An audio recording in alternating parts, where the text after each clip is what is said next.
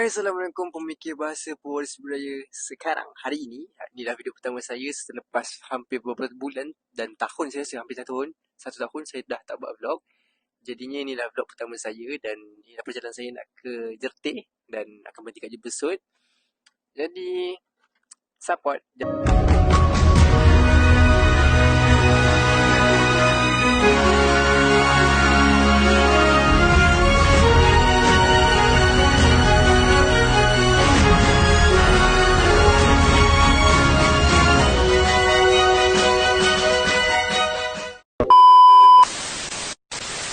Naiklah brightness kan, bijak sana.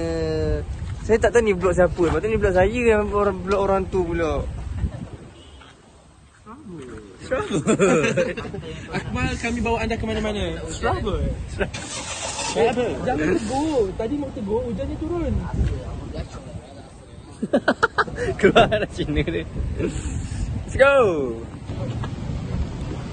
Hai guys. Hai, hari ni hari kedua kami di Bachok, Kelantan. Dah sampai dekat pasar Siti Khadijah guys. barang tak beli. Video lupa buat.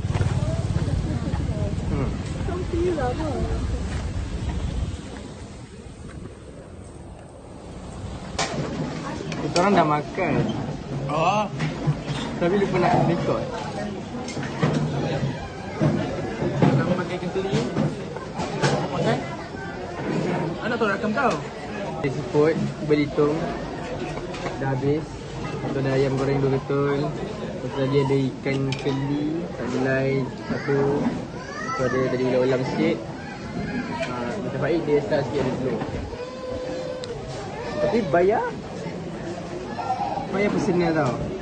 Bayar personal.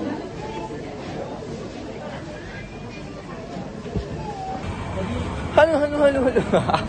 Saya dah tak tahu saya buat vlog apa ni, saya bantai je. Ikutlah, lepas tu tengah makan. Korang makan? Kita makan kali kedua dekat apa nama kedai ni?